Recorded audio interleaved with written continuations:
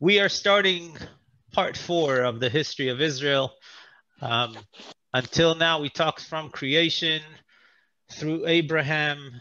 We went to Canaan, left Canaan. We went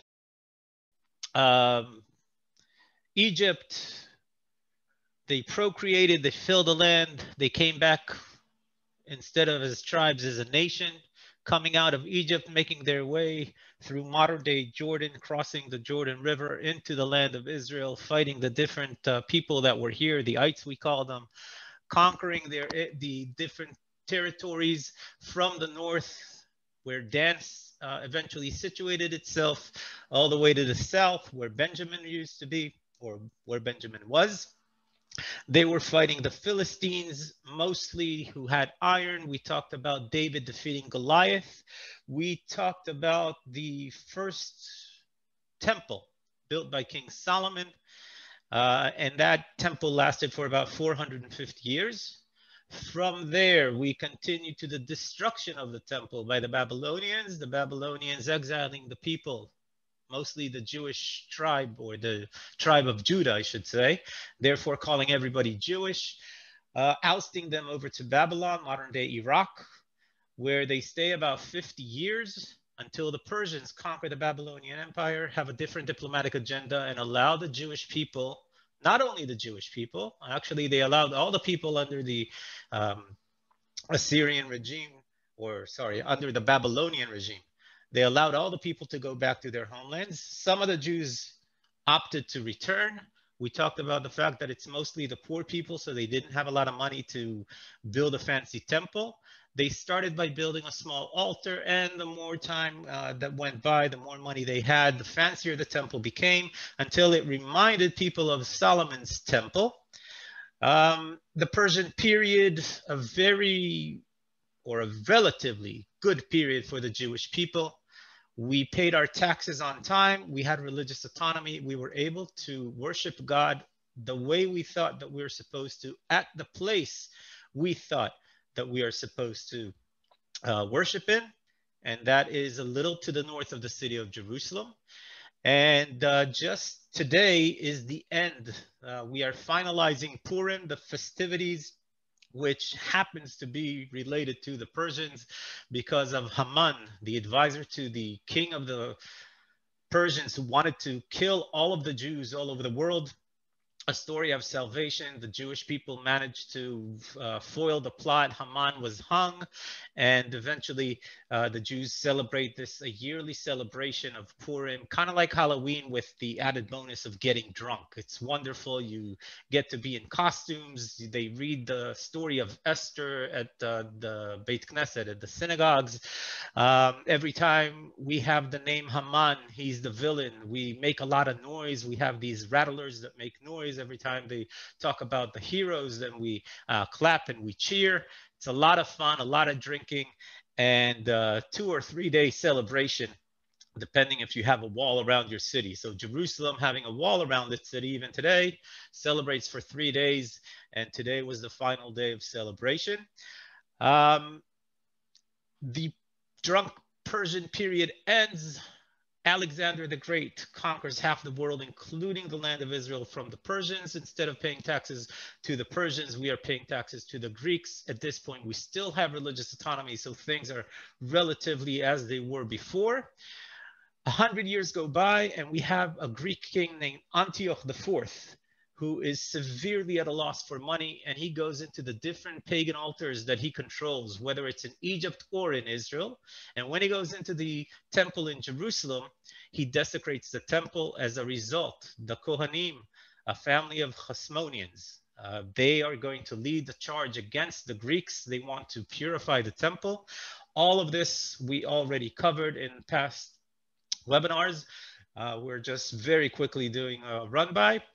And the Hasmoneans managed to lead the Israelites, the Jewish people, against the Greeks. They managed to purify the temple. After 3 years, they inaugurate the temple. And since then, we celebrate the holiday called Hanukkah. Hanukkah literally means inauguration. 8 days of celebrations. The Hasmoneans are going to now rule for about 100 years. Their children and grandchildren are going to take the leadership role, eventually calling themselves kings as well. And when there are two sons who are fighting one another, they try to get the backing of the Roman Empire, the greatest army to walk the face of the earth until that point in time. And the Romans decide we're not choosing between the two brothers, we are going to take over. So around the year 63 BC, we're going to use BC as a base for most of our time and dates. BC means before Christ. The Jewish people do not really believe in Christ, and therefore they don't want to say before Christ, which is BC. They will say BCE, before Common Era. And we are now talking about the Romans coming in the year 63 BC. They are going to impose Roman law and Roman traditions on the population here in the land of Israel. And of course, this does not go well with the Jewish people. There could not be two cultures more different than one another than the Jewish people and the Romans. The Romans believe in 1,000 gods. The Jews only believe in one. The Romans believe that killing and bloodshed is a sport. In Judaism, we have a saying, if you save one life, it's as though you've saved the entire universe. The human body, according to the Romans, was the #1 thing that needs to be taken care of. If you look at Roman roads, you will see that the street where the animals go through is actually more narrow than the sidewalks where people walk. The sidewalk will be lined with mosaic floors. There will be shade above your head, and they will try as best they can to make sure that the road you walk on, the sidewalk you walk on, is very, very flat. If there's a valley, they'll try to build a bridge. If there is a mountain, they'll either go around it or they will maybe even dig a tunnel. The idea is not to exert yourself going down and then going up. Everything revolves around the human body in the Roman world. And one of the most important structures that the Romans would build would be a bathhouse in all of their areas. Bathhouses, we can see remnants of all over the land of Israel. They would even have bathhouses where we treat the human body in the middle of the desert in a fortress, just for the soldiers who are there. They actually have two in Masada, two bathhouses in one little fortress up on top of a mountain in the middle of nowhere, in the middle of the desert. That's how much the human body is important. They believe that the gods created the humans as perfect beings, and therefore we have to treat the human body. The Jewish people, not so much. In fact, when a Jewish child is 8 days old, there is circumcision.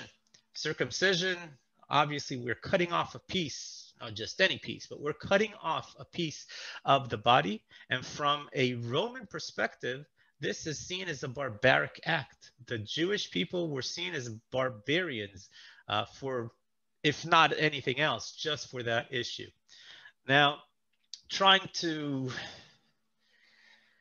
bring these two cultures together would be an impossible feat, but the Romans tried.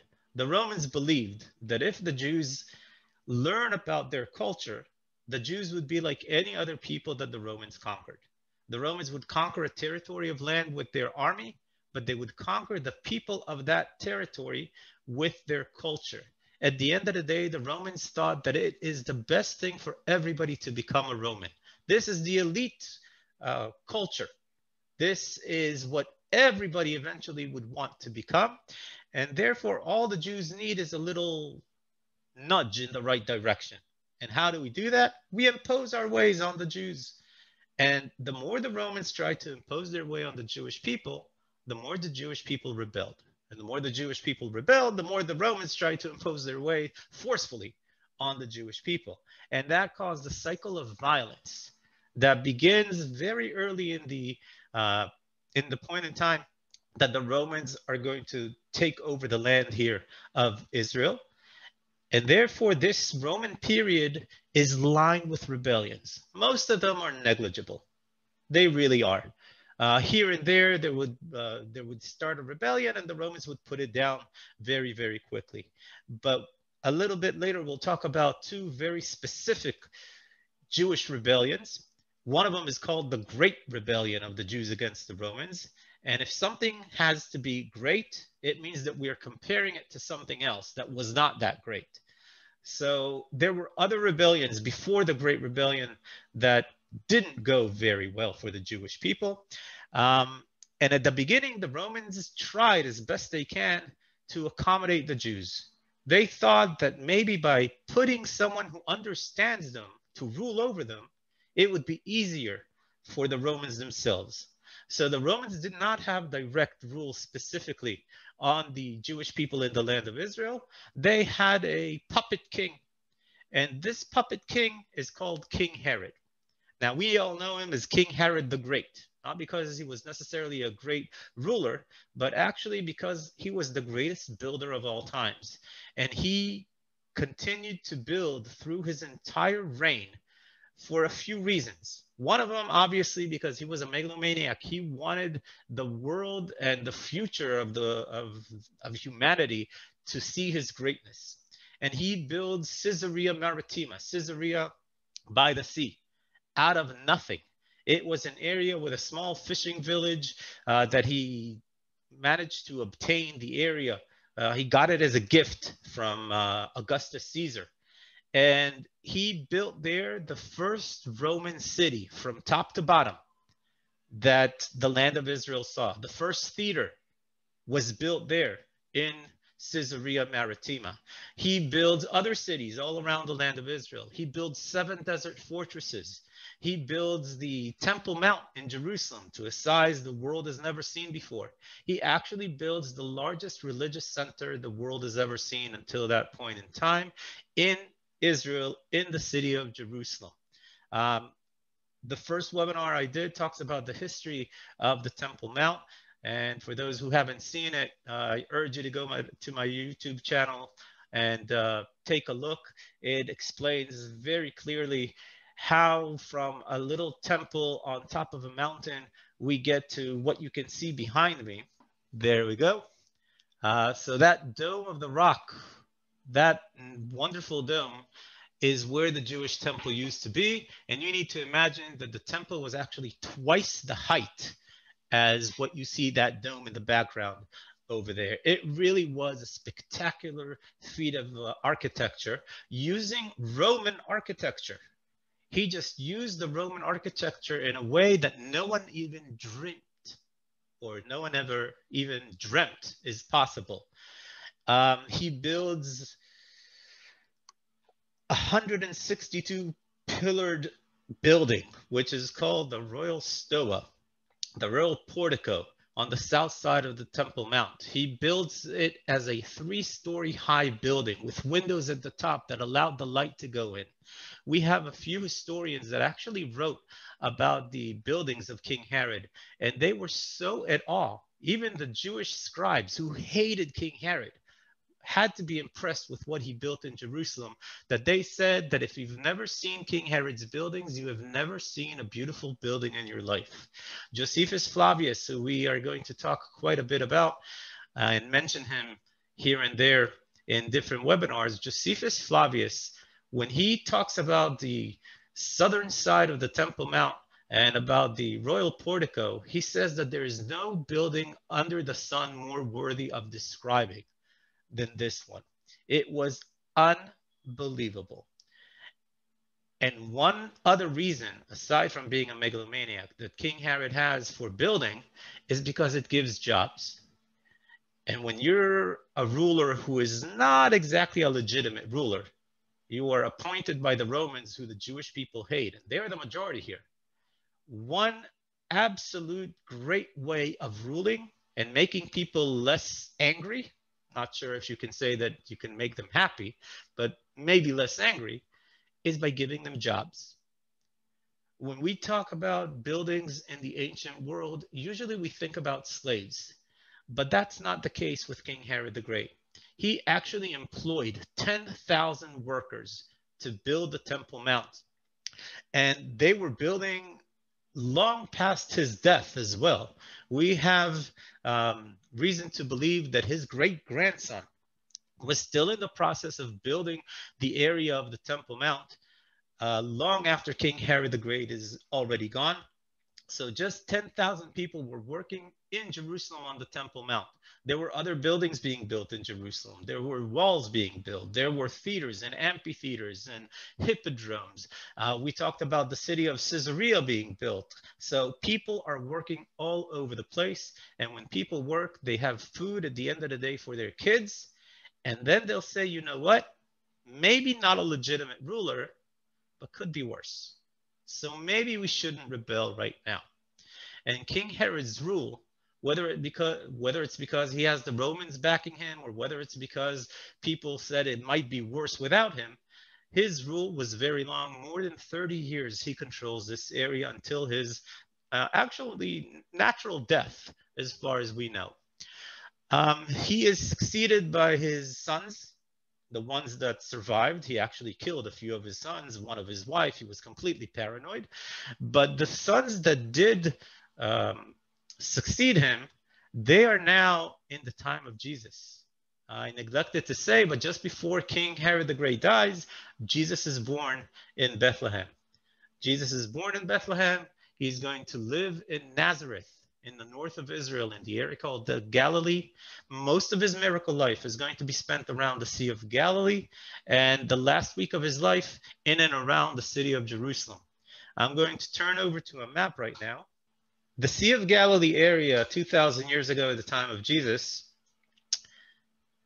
was split between two of King Herod's sons, and one area was controlled by the Romans themselves. It was called the Decapolis.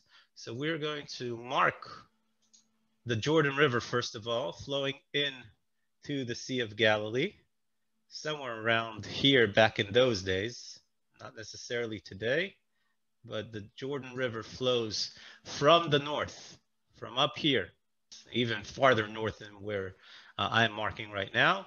And then today it leaves around this area and flows down towards the Sea of Galilee. And then we have another border, if you can call it that, somewhere around here. It's a black line. Hopefully you can see it right now. And these areas are split, two of them by the sons. King Herod Philippi, this is one of the children. He controls that area that I wrote his name on. And on this side, we have King Herod Antipas. And then we have in this area, the Decapolis. A decade is 10 years. A decimal point means a tenth of. And Decapolis, 10. Polis is city, 10. Self-governed Roman cities. Each one has its own governor. Each one has its own tax system. And every time you cross a border, whether it's from King Herod Antipas's area to King Philippi, or from Philippi over to the Decapolis, or from the Decapolis to one of the other ones, you must pay taxes. Taxes were a very big thing during the Roman period, and during the time of Jesus 2,000 years ago, we are talking about 80% almost of your income going to taxes. The population in the land of Israel was very poor. These taxes are making life miserable for the people. For those who know a little bit about the New Testament, they always speak in a very negative way about the tax collectors. And when Jesus actually sits down next to a tax collector, people are shocked. It's something that you didn't do back in those days. Now, over here, okay, so over here, this is the city of Tiberias. This was built by King Herod Antipas at the year 15 AD. So 6 years ago, the city of Tiberias, modern day Tiberias, actually celebrated 2,000 years to its founding. That's a nice accomplishment. And it's named after Tiberius Caesar. He succeeded Augustus Caesar, but this is where Tiberias is. We have Capernaum somewhere around here. So Capernaum would be somewhere around here. And the miracles of Jesus are all over this area. Even in the area of the Decapolis, we have some of the miracles taking place. If you remember the guy called Legion, Jesus is going to take the demons out of him and into the pigs. That takes place in the area of the Decapolis. Why is all of this important? Because this area of Herod Antipas is mostly a Jewish area. This area with the Decapolis is almost 100% pagan territory, and Philippi has both. A little bit of Jews, a little bit of an area with the Romans, with the pagans. And these two brothers, Herod and Philippi, don't like each other. King Herod Antipas takes the wife of Philippi to be his own, something that you don't do. John the Baptist is going to reprimand King Herod for doing such a thing. He's going to be arrested, and eventually he's going to be beheaded. As a result, Jesus goes into the Sea of Galilee, and he travels to this area, crossing from west to east.